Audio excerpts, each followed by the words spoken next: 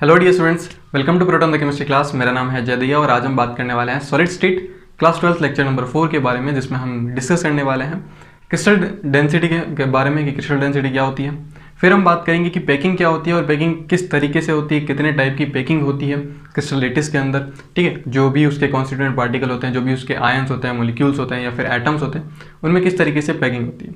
Last class में हमने ये डिस्कस किया था कि जितनी भी हमारी यूनिट सेल होती है उसमें हम पैकिंग एफिशिएंसी को किस तरीके से कैलकुलेट कर सकते हैं, किस तरीके से जेड की वैल्यू हम कैलकुलेट कर सकते हैं। जेड की वैल्यू का मतलब होता है एटम पर यूनिट सेल हम किस तरीके से कैलकुलेट कर सकते हैं, या फिर हम कोऑर्डिनेशन नंबर जो होते हैं वो किस तरीके से कैलकुलेट कर सकते हैं किसी भी यूनिट सेल की।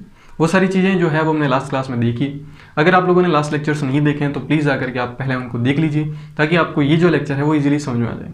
और अगर आप लोगों ने अभी तक प्रोटॉन द केमिस्ट्री क्लास को सब्सक्राइब नहीं किया है तो प्लीज़ जल्दी से जल्दी प्रोटॉन द केमिस्ट्री क्लास को सब्सक्राइब कर लीजिए। पास में जो बेल आइकन है उसको भी प्रेस कर लीजिए, ताकि आप आने वाले लेक्चर्स के अपडेट जो है वो मिस ना करो और आपकी जो क्लासेस है वो कंटिन्यू रहे। राइट, तो स्टार्ट करते हैं। सबसे पहले हम बात करने वाले हैं क्रिस्टल डेंसिटी। क्रिस्टल डेंसिटी के बारे में बात करने वाले। तो देखो क्रिस्टल डेंसिटी क्या होती है। अगर हम डेंसिटी की बात करें, जो जनरल डेंसिटी हम कैलकुलेट करते हैं, डेंसिटी होती है हमारे पास मास अपॉन वॉल्यूम। ठीक है, किसी भी सब्सटेंस के लिए हम अगर उसकी डेंसिटी कैलकुलेट करनी है तो हमें उसका मास पता होना चाहिए, उसका वॉल्यूम पता होना चाहिए। दोनों को डिवाइड करके हम उसकी क्या निकाल सकते हैं, डेंसिटी निकाल सकते हैं। राइट, तो देखो अब अगर हम बात करें हमारे पास में जो क्रिस्टल्स होता है, उन क्रिस्टल की डेंसिटी हम किस तरीके से निकालेंगे। तो अगर हम बात करें वॉल्यूम की, तो वॉल्यूम ऑफ क्यूब जो होता है वो क्या होता है, ए क्यूब होता है। ठीक है, आप लोगों ने क्लास 10th के अंदर या फिर 9th के अंदर मैथ्स में कैलकुलेट किया होगा क्यूब का वॉल्यूम कितना आता है, ए क्यूब आता है। हमारे पास में क्यूब कुछ इस तरीके से होता है, मैंने लास्ट क्लासेस में भी बताया आपको। क्यूब बना करके कुछ इस तरीके से होता है, और इसकी जो तीनों एजेस होती है, लेंथ, ब्रेथ और हाइट, ये होगी। ठीक है, ए इसको मान लेते हैं, इसको भी ए मान लेते हैं और इसको भी ए मान लेते हैं, क्योंकि ये जो तीनों एजेस होती है ये इक्वल होती है। ठीक है, तो इसका कितना आ जाएगा, ए क्यूब आ जाएगा। फिर अगर हम बात करें हमारे पास में अगर एन एटम्स होते हैं, एन एटम का मतलब होता है हमारे पास कितना है, 1 मोल एटम प्रेजेंट। ठीक है, ये आप लोगों ने मोल कॉन्सेप्ट में पढ़ा होगा। एन एटम्स का मतलब क्या होता है, 1 मोल एटम होता है। इसका हम मान लेते हैं जो वेट है वो कितना है, 1 ग्राम वेट है। ठीक है, जो मास कितना है, 1 ग्राम इसका मास है। ठीक, सपोज करते हैं ये हो जाएगा उस एटम का, या फिर उस एटम का क्या हो जाएगा, उस एटम का हो जाएगा आपके पास में एटॉमिक वेट हो जाएगा। ठीक है, एटॉमिक मास हो जाएगा। ठीक है, अगर हमारे पास में 1 एटम होगा तो उस 1 एटम का हम मास जो है वो किस तरीके से कैलकुलेट कर सकते हैं। तो हम क्या करेंगे, ए डिवाइड बाई क्या कर देंगे, एन ए कर देंगे, तो हमारे पास में 1 एटम का वेट आ जाएगा, ये मास आ जाएगा। ठीक, अगर हमारे पास में जेड नंबर ऑफ एटम हो, जेड नंबर ऑफ क्या हो, एटम्स प्रेजेंट हो, तो हम किस तरीके से करेंगे। तो बिल्कुल सिंपल है, इस z को हम किससे मल्टीप्लाई कर देंगे, a अपॉन एन ए से मल्टीप्लाई कर देंगे। तो z इंटू आ जाएगा a divided by Avogadro number. ठीक है, ये हमारे पास में क्या हो गया, जब हमारे पास में z number of atoms present. z जो है यहाँ पे क्या रिप्रेजेंट कर रहा है, ये रिप्रेजेंट कर रहा है एटम पर यूनिट सेल। क्या रिप्रेजेंट करता है, एटम पर यूनिट सेल, जो कि हमने लास्ट क्लास में निकाला था। ठीक है, एससीसी के लिए अगर हमने बात की थी तो उसके लिए कितना होता है, उसके लिए 1 होता है। बीसीसी के लिए अगर हम बात करें तो उसके लिए कितना होता है, 2 एटम पर यूनिट सेल होता है। फिर हमने बात की थी एफसीसी के लिए, एफसीसी के लिए कितना होता है, 4 एटम पर यूनिट सेल होता है। तो ये आ जाएगी आपकी जेड की वैल्यू। अगर एक एटम हो तो उसके लिए हम जेड की वैल्यू क्या लिख देंगे, 1। एससीसी दे रखा हो तो, बीसीसी दे रखा हो तो जेड की वैल्यू हम 2 रखेंगे। एफसीसी दे रखा हो तो हम जो जेड की वैल्यू है कितनी रखेंगे, 4 रखेंगे। अब हम बात करते हैं क्रिस्टल डेंसिटी की वापस। क्रिस्टल डेंसिटी, तो देखो क्रिस्टल डेंसिटी हम किस तरीके से कैलकुलेट करेंगे। मास कितना है, z into A divided by N A divided by क्या आ जाएगा, ए क्यूब। ये क्यूब ऊपर चला जाएगा, क्या बनेगा, z into A divided by A cube into N A. ये हमारे पास में क्या आ जाएगा, ये हमारे पास में आ जाएगा क्रिस्टल डेंसिटी। अगर आपको किसी भी क्रिस्टल लेटिस के लिए उसकी क्रिस्टल डेंसिटी निकालनी है तो आप इस फॉर्मूले को यूज़ करेंगे। इस फॉर्मूले से आप क्या निकाल सकते हो, उसकी क्रिस्टल डेंसिटी कैलकुलेट कर सकते हो। रही बात हमारे पास में ए की, तो मैंने आपको हर एक के लिए, जैसे एससीसी की अगर हम बात करें, इसके लिए ए और आर का रिलेशन देखा था, ठीक है। इसके लिए जो ए और आर का रिलेशन था वो क्या था, ए इक्वल्स टू क्या होता है 2r होता है। बीसीसी के लिए जो रिलेशन होता है वो क्या होता है, √3a इज इक्वल टू कितना आ जाएगा 4r। एफसीसी के लिए कितना आ जाएगा, √2a इज इक्वल टू 4। ये रिलेशन होता है। एससीसी के लिए ए और आर का रिलेशन क्या होता है, ए इक्वल्स टू 2r होता है। बीसीसी के लिए कितना होता है, √3a इक्वल्स टू 4r होता है। एफसीसी के लिए कितना होता है, √2a is equal to 4r होता है। तो यहाँ से आप क्या लिख सकते हो, a की वैल्यू लिख सकते हो। अगर हम a³ की वैल्यू लिखें तो यहाँ पे मान लो आपको एफसीसी दे रखा हो, आपको a की वैल्यू लिखनी है, तो ये √2 इसके डिवाइड में चला जाएगा। r की वैल्यू आपको दे रखी होगी क्योंकि एटम की जो रेडियस है वो दे रखी होगी, ठीक है। तो a की वैल्यू यहाँ पे क्या आ जाएगी, 4r डिवाइडेड बाय √2, ठीक है। तो इस तरीके से आप इसके अंदर वैल्यू पुट करके किसी भी क्रिस्टल के लिए उसकी क्रिस्टल डेंसिटी कैलकुलेट कर सकते हो, राइट। जो न्यूमेरिकल्स हैं वो हम लास्ट में करेंगे, जैसा कि मैंने आपको लास्ट क्लास में भी बताया था कि जो जैसे ही ये चैप्टर कंप्लीट हो जाता है, इसके बाद में हम 2010 से लेकर के 2020 तक के क्या करेंगे, प्रीवियस ईयर क्वेश्चन करेंगे, ठीक है। चाहे वो जेई के हो, जेई मेंस, जेई एडवांस या फिर नीट या फिर एम्स के हो, ठीक है। इन सबको करेंगे जिसमें सारी की सारी टाइप की कैटेगरीज आ जाएगी, उसको हम प्रैक्टिस करेंगे, राइट। तो इस वीडियो को देखने के लिए आपको पूरा का पूरा चैप्टर देखना पड़ेगा, पूरा का पूरा चैप्टर डिस्कस करना पड़ेगा, चैप्टर पढ़ना पड़ेगा, राइट। तो आप इसको कॉपी करो, आप प्रैक्टिस कर सकते हो आसान तरीके से, ठीक है, इस फॉर्मूले का यूज़ करके क्रिस्टल डेंसिटी के क्वेश्चन को, राइट। तो आप इसको कॉपी करो। फिर हम बात करते हैं पैकिंग के बारे में कि कितने टाइप की हमारे पास में पैकिंग होती है और किस तरीके से पैकिंग होती है। जब पैकिंग होती है तो उसमें हमें और क्या क्या नई चीज़ें जो है वो देखने को मिलती है, जिसमें हम वॉइड्स की भी बात करेंगे। 2 टाइप की हम वॉइड्स को पढ़ेंगे, एक आती है टेट्राहेड्रल वॉइड्स और एक होती है ऑक्टाहेड्रल वॉइड। क्या होती है टेट्राहेड्रल वॉइड और क्या होती है ऑक्टाहेड्रल वॉइड, इनके अंदर क्या क्या डिफरेंसेस होते हैं वो हम देखने वाले हैं। तो सबसे पहले आप इसको कॉपी करो, फिर हम मूव करते हैं पैकिंग के बारे में, राइट। ओके स्टूडेंट, तो हम बात करते हैं पैकिंग के बारे में। तो देखो पैकिंग, सबसे पहले हम बात करते हैं पैकिंग एंड इट्स टाइप।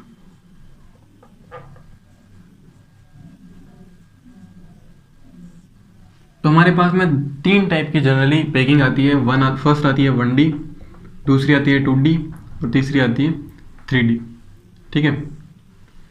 अब देखो सबसे पहले हम बात करते हैं 1 डायमेंशनल पैकिंग के बारे में। फर्स्ट हमारे पास में कौन सी है, 1 डायमेंशनल पैकिंग। 1 डायमेंशनल पैकिंग क्या होती है, ये सिर्फ और सिर्फ एक एक्सिस के अलोंग होती है, ठीक है, only along with only one axis, ठीक है। चाहे वो x एक्सिस होगी, चाहे वो y एक्सिस हो, चाहे वो z एक्सिस हो। इसका जो अरेंजमेंट होता है वो कुछ इस तरीके से होता है, ये हमारे पास में मॉलिक्यूल्स हैं या फिर आयंस हैं या फिर कॉन्स्टिट्यूएंट पार्टिकल्स हैं। तो इस तरीके से ये जो है अरेंजमेंट होता है, एक एटम दूसरे एटम के बाद प्रेजेंट होता है, ठीक है। जैसे हम बॉल्स को रखते हैं एक लाइंस के अंदर, उसी तरीके से इसका अरेंजमेंट होता है। सिर्फ एक ही लाइन होती है इसके अंदर और वो कंटिन्यूसली चलती रहती है, ठीक है। ओनली 1 डायरेक्शन, मतलब 1 डायमेंशन होती है, मतलब 1 एक्सिस के अलोंग ही होती है। हमने इसको x एक्सिस के अलोंग बनाया, इसको आप y एक्सिस के अलोंग भी बना सकते हो, इसको आप z एक्सिस के अलोंग भी बना सकते हो। लेकिन सिर्फ और सिर्फ किस पर बनेगी, ये सिर्फ और सिर्फ 1 एक्सिस पर ही बनेगी, 3 एक्सिस या फिर 2 एक्सिस पर नहीं बनेगी। जिस तरीके से इसका नाम है 1D पैकिंग, ठीक है। अगर हम इसमें बात करें सबसे मेन इंपॉर्टेंट चीज़ की, कई बार पूछ लिया जाता है कोऑर्डिनेशन नंबर की, जिसको हम बोलते हैं CL। तो कोऑर्डिनेशन नंबर की अगर हम बात करें तो देखो इसके लिए जो कोऑर्डिनेशन नंबर आते हैं वो कितना आता है, 2 आता है, ठीक है। कितना आता है, 2। कोऑर्डिनेशन नंबर का मतलब ये होता है कि एक एटम को एट द टाइम कितने एटम उसको सराउंड कर रहे हैं या फिर कितने एटम उसको घेर रहे हैं, उसी को क्या कहते हैं हम, कोऑर्डिनेशन नंबर कहते हैं। जैसे फॉर एग्जांपल हम इस एटम की बात करें जिसको मैंने ब्लैक डॉट किया, इस एटम को अभी 2 एटम क्या कर रहे हैं, टच कर रहे हैं, 2 एटम क्या कर रहे हैं, सराउंड कर रहे हैं या फिर घेर रहे हैं। तो इसका कोऑर्डिनेशन नंबर कितना आ जाएगा, 2 आ जाएगा, ठीक है। तो इस तरीके से ये होती है हमारे पास में 1D पैकिंग। ये इतना इंपॉर्टेंट नहीं, ये एग्जाम में नहीं पूछा जाता। 2D भी इतना नहीं पूछा जाता, जो मेनली पूछा जाता है वो 3D पूछा जाता है क्योंकि उसमें वॉइड्स बनती है, ठीक है। नेक्स्ट हम बात करते हैं 2D के बारे में। 2D पैकिंग, यानी 2 डायमेंशनल पैकिंग ये 2 एक्सिस के अलोंग हुई, या तो एक्स वाई एक्सिस के अलोंग हो सकती है, या फिर एक्स जेड एक्सिस के अलोंग हो सकती है, या फिर वाई जेड एक्सिस के अलोंग हो सकती है। ठीक है, तो 2 डिफरेंट एक्सिस पर ये वर्क करेगी। जैसे जिस तरीके से इसमें जो पैकिंग होती है वो किस तरीके से होती है, इसमें इस तरीके से होती है। ये एक लाइन होगी,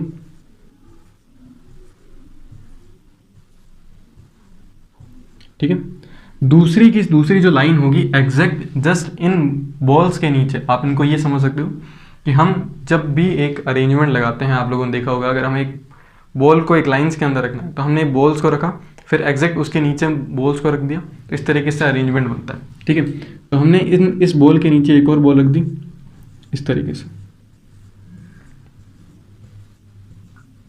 ठीक है, इस तरीके से ये जो अरेंजमेंट होता है, ये कौन सा अरेंजमेंट होता है, इसको हम बोलते हैं 2D पैकिंग। ठीक है, इसमें हमारे पास में 2 टाइप के आते हैं। जो फर्स्ट हमारा ये ए टाइप है, इसको हम बोलते हैं स्क्वायर पैकिंग। क्या बोलते हैं इसको हम बोलते हैं स्क्वायर पैकिंग बोलते हैं। देखो, अगर हम इसमें बात करते हैं कोऑर्डिनेशन नंबर की, तो इसमें हम कोऑर्डिनेशन नंबर जो है वो 2 तरीके से दे सकते हैं। ठीक है, इसमें अगर हम बात करें फॉर 2D 2 डायमेंशनल के लिए अगर हम बात करें तो इसके लिए कोऑर्डिनेशन नंबर आता है 4, और अगर कोऑर्डिनेशन नंबर हम बात करें फॉर 3 डायमेंशनल, इसके लिए आता है हमारे पास में 6। देखो किस तरीके से, ध्यान से देखना। अगर हम इस एटम की बात करते हैं या फिर इस बॉल की बात करते हैं, कोऑर्डिनेशन नंबर का मतलब होता है सिंपली कि उस एक एटम को, उस एक बॉल को कितना बॉल जो है वो घेर रही है एक टाइम पर। एक ये एटम, ये बॉल है जो कि इसको कनेक्ट कर रही है, ये बॉल है इसको कनेक्ट कर रही है, ये बॉल इसको टच कर रही है, ये बॉल इसको टच कर रही है। अगर हम इनको मिलाते हैं तो एक स्क्वायर बनता है इस तरीके से। तो अगर ये हमारे पास में 2 डायमेंशनल है, ठीक है, तब हमारे पास में कोऑर्डिनेशन नंबर कितना आएगा, तब हमारे पास में कोऑर्डिनेशन नंबर आएगा 4। लेकिन अगर हम बात करें 3 डायमेंशनल के लिए, तो देखो सेम ऐसी की ऐसी जो बॉल्स हैं इनके ऊपर हम रख सकते हैं, और ऐसी की ऐसी बॉल इनके नीचे होगी, यानी 3 लेयर्स होगी। एक लेयर ये होगी, दूसरी इसके ऊपर होगी, तीसरी इसके ऊपर होगी। ठीक है, 3 लेयर्स होगी। तो देखो ये जो एटम होगा, इस एटम को ये 4 तो सराउंड कर ही रहे हैं, 4 तो ये बॉल्स घेर ही रही है, प्लस साथ में एक जो बॉल होगी वो इसके पीछे होगी, ठीक है, इस बोर्ड के पीछे होगी, और एक जो बॉल होगी वो इसके आगे होगी। ठीक है, तो 2 बॉल और अटैच हो जाएगी। तो अब हमारे पास में 3D के लिए इसका कोऑर्डिनेशन नंबर कितना आएगा, 6 आएगा। कुछ इस तरीके से ध्यान से देखना।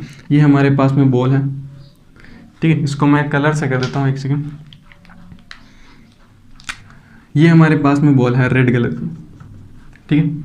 इस बॉल को एक ऊपर बॉल है, एक यहाँ बॉल है, और एक यहाँ बॉल है, और एक यहाँ बॉल है। समझ में आया? एक ऊपर है, एक नीचे, एक लेफ्ट में और एक राइट में। प्लस साथ में हमारे पास में 2 बॉल ऐसी होंगी जो कि क्या होंगी, इसके फ्रंट और रियर साइड में होंगी, कुछ इस तरीके से। ये जो बॉल है ये इसके रियर साइड में है, और ये जो बॉल है इसके फ्रंट साइड में। तो जब आप इसको कनेक्ट करोगे इस तरीके से, ठीक है, और जब आप इसको कनेक्ट करोगे इस तरीके से बाकियों को,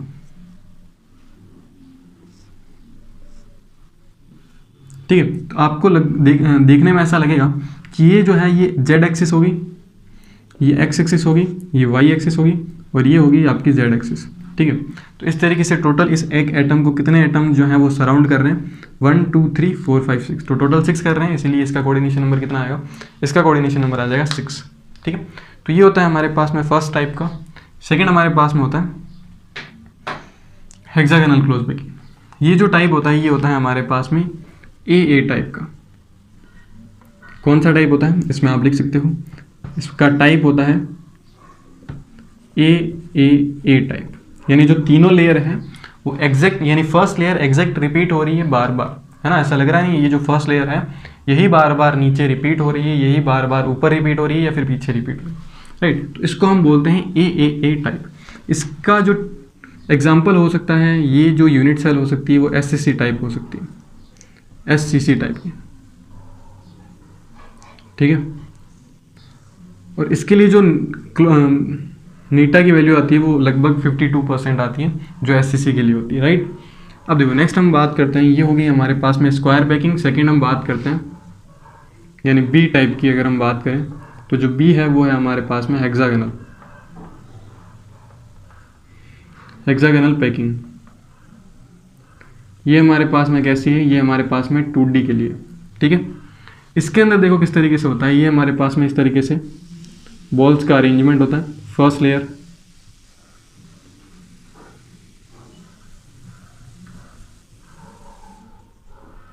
ठीक है, इस तरीके से। अब देखो, अब जो सेकंड लेयर रखी जाएगी वो सेकंड लेयर यहाँ पर जो ये वॉइड्स बनी हुई है, ये जो खांचे बने हुए हैं यहाँ पर रखा जाएगा, ठीक है। जस्ट ये जो है लेयर वो रिपीट नहीं हो रही है। अब जो नेक्स्ट बॉल रखी गई है वो यहाँ पर रखी गई है, ठीक है। अगर आप ध्यान से देखोगे तो ऐसा लगेगा कि एक लेयर थोड़ी सी पीछे, एक लेयर थोड़ी सी आगे है, तो ये दोनों जो लेयर हैं वो एग्जैक्ट सेम नहीं है। तो इसको हम इस लेयर को नाम देते हैं ए और इसको इस लेयर को नाम देते हैं बी। अब जो नेक्स्ट वापस लेयर रखी जाएगी वो कुछ इस तरीके से रखी जाएगी,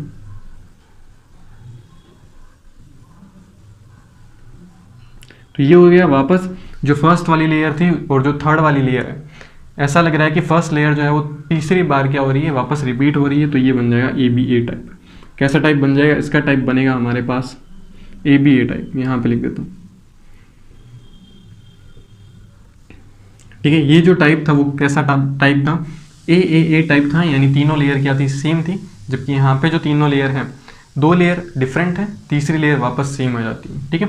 अगर हम इसमें बात करें, इसमें कोऑर्डिनेशन नंबर की अगर हम बात करें तो देखो ये जो हमारे पास में जो मैंने डॉट बना रखा है, जिस बॉल पर डॉट बना रखा है, इसके लिए अगर हम कोऑर्डिनेशन की बात करें, कोऑर्डिनेशन नंबर फॉर 2 डायमेंशनल, तो अगर हम 2 डायमेंशनल की अगर हम बात करें तो देखो इसके अंदर इस एक बॉल को कितनी बॉल सराउंड कर रही है, first, second, third, fourth, fifth और ये सिक्स्थ।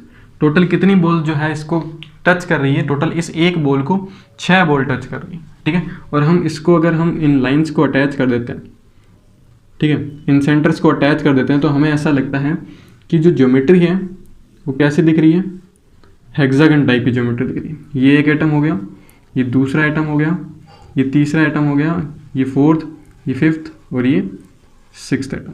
और ये बीच में जो है जो हमारा एटम प्रेजेंट है, इस एक एटम को कितने एटम सराउंड कर रहे हैं, टोटल 6 एटम सराउंड कर रहे हैं, तो इसका कोऑर्डिनेशन नंबर कितना आ जाएगा, 6 आ जाएगा। लेकिन अगर हम बात करें कोऑर्डिनेशन नंबर फॉर 3D के लिए, ठीक है, तो 3D के लिए अगर आप बात करोगे तो सेम वैसे ही होगा। इसके ऊपर एक लेयर बनेगी, इसके जस्ट नीचे एक लेयर बनेगी, तो टोटल कितना हो जाएगा, 2 और बन जाएगा, तो टोटल कितना आ जाएगा, 8 आ जाएगा, ठीक है। तो कोऑर्डिनेशन नंबर फॉर 3D के लिए कितना आ जाएगा, 8 आ जाएगा, और 2D के लिए 6 आ जाएगा, ठीक है। तो ये बनता है हमारे पास में हेक्सागन। अब अगर हम इसमें देखें, देखो ये फर्स्ट लेयर होगी, दूसरी लेयर क्या होगी, दूसरी इसके जस्ट अपोजिट होगी, ठीक है। और इस तरीके से इसका अरेंजमेंट बनेगा, यहाँ पे एक और हेक्सागन बन जाएगा,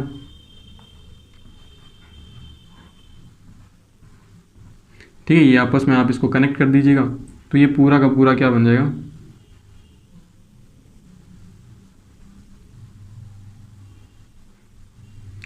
हेक्सागन बन जाएगा। और एक लेयर जो होगी वो यहाँ हो जाएगी कुछ इस तरीके से, ठीक है। तो ये पूरा का पूरा टाइप होता है, किसका टाइप होता है, सेकंड जो 2 डायमेंशनल पैकिंग होती है उसका सेकंड टाइप है हेक्सागोनल पैकिंग का। इसकी अगर हम पैकिंग एफिशिएंसी की बात करते हैं, इसकी नीटा आप लिख सकते हो, नीटा होता है पैकिंग एफिशिएंसी,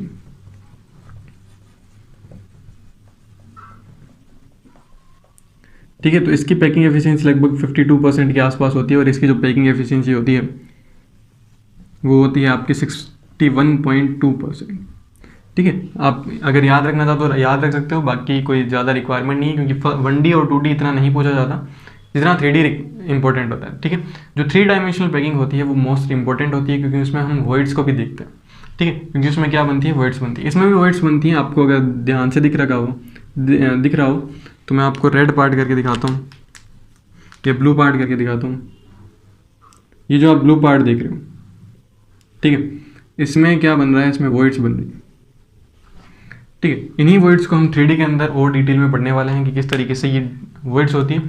2 टाइप की वॉइड्स होती है, एक होती है टेट्राहेड्रल वॉइड, एक होती है ऑक्टाहेड्रल वॉइड। किस तरीके से टेट्राहेड्रल वॉइड का फॉर्मेशन होता है, किस तरीके से ऑक्टाहेड्रल वॉइड का फॉर्मेशन होता है, वो हम देखने वाले हैं। आप इसको कॉपी करो, फिर हम मूव करते हैं 3 डायमेंशनल पैकिंग के बाद।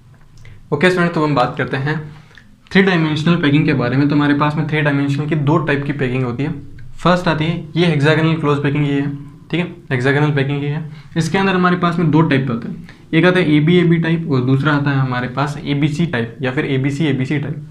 AB टाइप के अंदर क्या होता है, जैसा कि मैंने आपको बताया था कि फर्स्ट लेयर जो होती है जस्ट उसके ऊपर उसकी जो वर्ड्स होती है उसके ऊपर हम क्या करते हैं, एक और लेयर बनाते हैं। जैसे मान लो ये फर्स्ट लेयर होगी, ठीक है, जैसा कि आप इसके अंदर देख रहे हो, ये जो ब्लैक वाली है आप इसको क्या बोल सकते हो, ये ए बोल सकते हो, ठीक है। ब्लैक वाली को हम क्या बोलेंगे, ए। ये जो रेड वाला आपको दिख रहा है, रेड वाले जो सर्कल दिख रहे हैं या फिर रेड वाली जो बॉल दिख रही है, इसको हम बोलेंगे बी टाइप, ठीक है।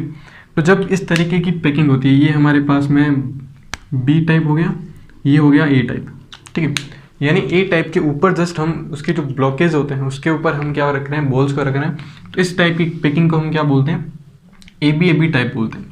ये फर्स्ट लेयर होगी, ये सेकंड लेयर होगी और वापस से जो थर्ड लेयर है वो वापस से क्या होती है, रिपीट होती है, ठीक है। तो इस टाइप की हम जो ज्योमेट्री बनती है, फिर इस टाइप की जो पैकिंग आती है 3D टाइप की, उसको हम बोलते हैं AB टाइप, ठीक है। फिर हम बात करते हैं ABC टाइप। ABC टाइप में क्या होता है कि जो हमारे पास में जो फर्स्ट लेयर होती है उसके ऊपर हम क्या रखते हैं, B दूसरी लेयर रखते हैं और जस्ट जो हम नेक्स्ट एक और लेयर रखते हैं तो वो जस्ट इसके सेम नहीं होती, जस्ट इसके अपोजिट हो जाती है, तो वो नई लेयर बन जाती है। तो अब हमारे पास में 3 लेयर बन गई। पहली बनेगी E जो कि ब्लैक सर्कल है, फिर बनेगी B जो कि रेड सर्कल है और नेक्स्ट जो हमारे पास में जो थर्ड टाइप की बनेगी वो हमारे पास में क्या है, C। तो ये हमारे पास में क्या बन गई, ABC टाइप, ठीक है। ये बन गया A, ये बन गया B और ये बन गया C, ठीक है। तो देखो इसके अंदर हम किस तरीके से रखा हुआ है, पहले ब्लैक को बनाया गया, फिर ब्लैक के अंदर जो आपके यहाँ पे आपको वर्ड्स दिख रही है जो इस तरीके की है, इस स्ट्रक्चर की है, वहाँ पर आपने क्या रखा है, रेड बॉल को रखा, ठीक है। पहले आपको क्या करना है, ब्लैक कलर का बॉल्स बनानी है, ब्लैक कलर का अरेंजमेंट करना है, ठीक है। फिर उसके ऊपर आपको क्या करना है, यहाँ इस तरीके की जो भी वर्ड्स दिखे, ये जो देखो जैसे कि मैं आपको रेड करके दिखाता हूँ, वहाँ पर आपको क्या रखना है, रेड कलर का बॉल रखना है, ये जो रेड कलर है या फिर ये हो गया, ठीक है। ये जो इस तरीके की शेप बने वहाँ पर आपको रेड बॉल्स रखनी है, तो आपके पास में B लेयर आ जाएगी। और जैसे ही यहाँ पे इस टाइप की वर्ड्स दिखे आपको, जैसे यहाँ पे दिख रही हो ये वाली जो है, यहाँ पे आपको क्या रखनी है, ब्लू कलर की बॉल्स रखनी है। तो हमारे पास में 3 टाइप की लेयर बनेगी, A टाइप, B टाइप और C टाइप। इसके अकॉर्डिंग हमारे पास में 2 टाइप की वर्ड्स आती है। इस पूरे अरेंजमेंट में, इस पूरी पैकिंग में हमारे पास में कितनी टाइप की वर्ड्स आती है, 2 टाइप की वर्ड्स आती है। एक आती है टेट्राहेड्रल वर्ड और एक आती है ऑक्टाहेड्रल वर्ड। टेट्राहेड्रल वर्ड जो होती है कुछ इस तरीके की होती है, ऑक्टाहेड्रल वर्ड जो होती है कुछ इस तरीके की होती है।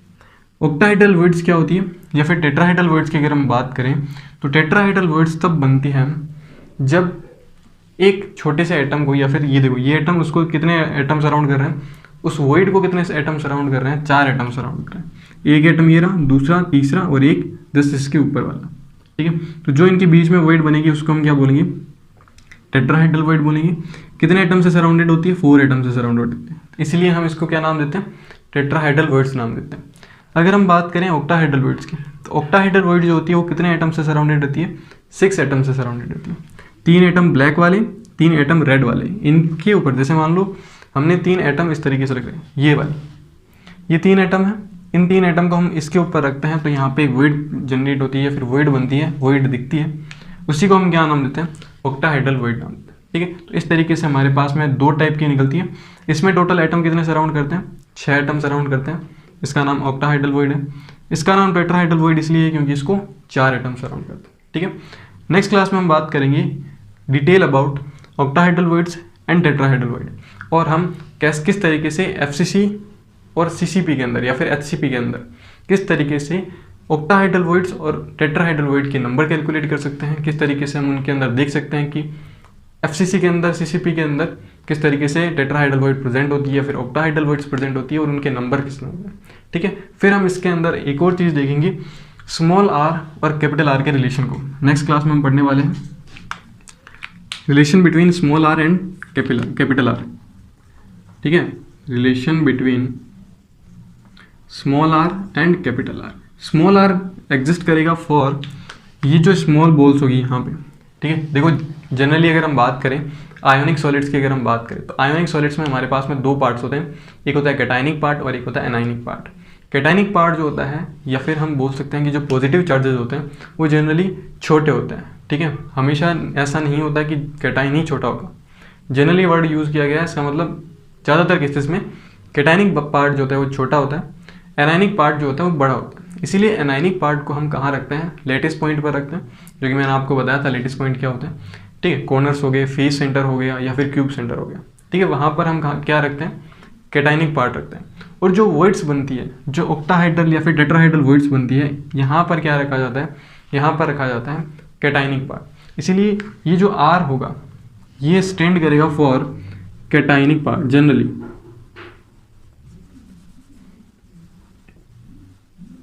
Cationic part. और ये जो कैपिटल आर होगा ये स्टैंड करेगा फॉर एनायनिक पार्ट, ठीक है। तो हम ये पूरा का पूरा बाद में नेक्स्ट क्लास में देखेंगे। इनके बीच का रिलेशन होता है, बहुत ही इंपॉर्टेंट है, एग्जामिनेशन में पूछा जाता है, ठीक है। हम एससीसी के लिए भी कैलकुलेट करेंगे, एफसीसी के लिए भी कैलकुलेट करेंगे, बीसीसी के लिए भी कैलकुलेट करेंगे कि इनके लिए कैपिटल आर और स्मॉल आर के बीच में क्या रिलेशन आता है, कितनी वैल्यू आती है, राइट। तो मिलता है नेक्स्ट क्लास के अंदर। आई होप आपको ये पूरा कंप्लीट लेक्चर समझ में आया होगा। कोई भी डाउट आता है तो आप मुझे व्हाट्सअप कर सकते हो या फिर नीचे कमेंट कर सकते हो या फिर इंस्टाग्राम पर मुझे डीएम कर सकते हो, राइट। मिलते हैं नेक्स्ट क्लास के अंदर, तब तक के लिए गुड बाय।